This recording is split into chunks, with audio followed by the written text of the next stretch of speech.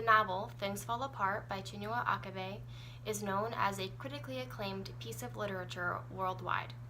There have been more than 20 million copies sold, and it has been translated in over 50 languages.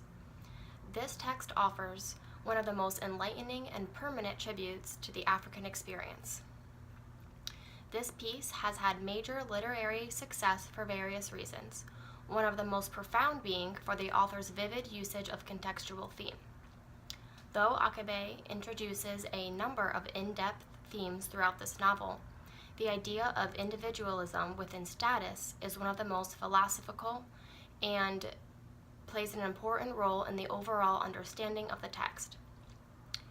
From how the prospect and reality of change affects various characters, we learn that tension accompanies one's personal rank.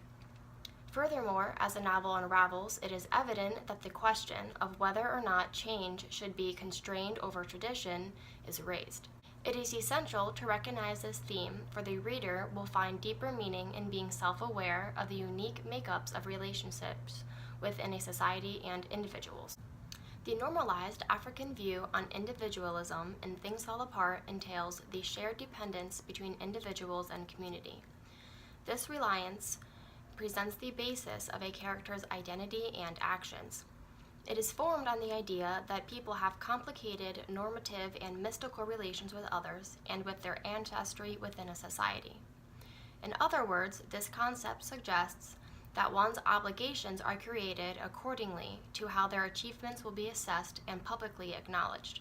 Likewise, the characters of Anoka and Okonkwo are illustrated through this cultural belief. Attaining societal respect and uniqueness coincides with one's capability to use collective rules to steer one's actions.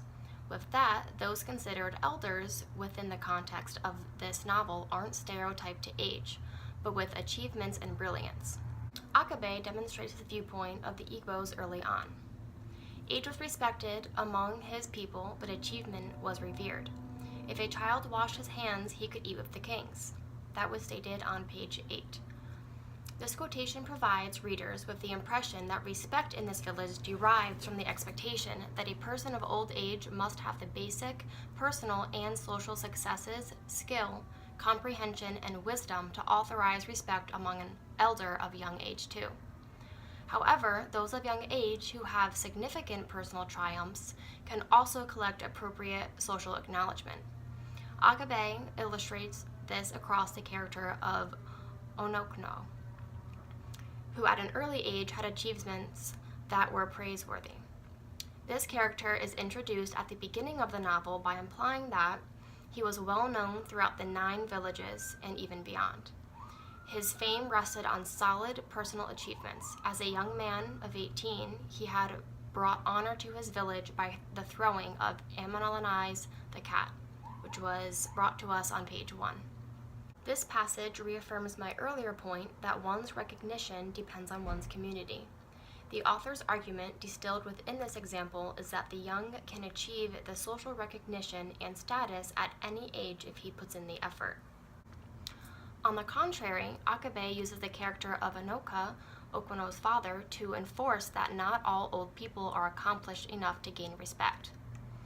Anoka was not reflected as a grown-up in ethical logic, for regardless of his age, he carried no socially acceptable successes. The description of him from the start was that of a lazy man, someone who wasn't capable of providing for his family. According to the author, Onoka, the grown-up, was a failure. He was poor and his wife and children barely had anything to eat. People laughed at him because he was a loafer, which was stated on page 5. The fact that Anoka was deemed a failure as a grown-up suggests that in the Igbo sense, the distinction of being old and being elder in this culture are that of a moral status. Conclusively, though Onoka was not a success in his own son's eyes, Okwono was motivated by his failures and made efforts to strive for elderhood. The author highlights Okwono's ambition by revealing, when Onoka died, he had taken no title at all, and he was heavily in debt. Any wonder then that his son Okwono was ashamed of him? Unfortunately, among these people, a man was judged according to his worth and not according to the worth of his father. That was stated on page 8. Through this expert, the reader is able to understand the Igbo's idea of individual value. To further strengthen this theme, the novel shows that Okwuno persistently tried to be a respected man, an ideal father, and a worthy husband.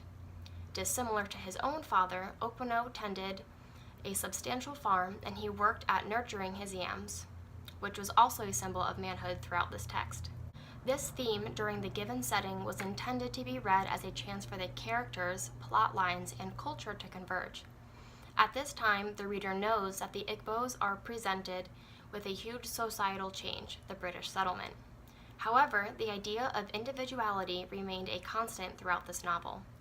Although Okwuno was one of a superior status, it is obvious that he was not a perfect man, as his flaws were foreseen in various sections of the story.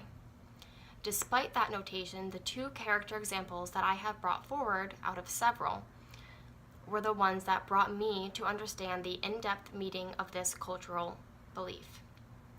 It is important that themes are found within a literary piece, as they will draw out a storyline to a powerful level. As this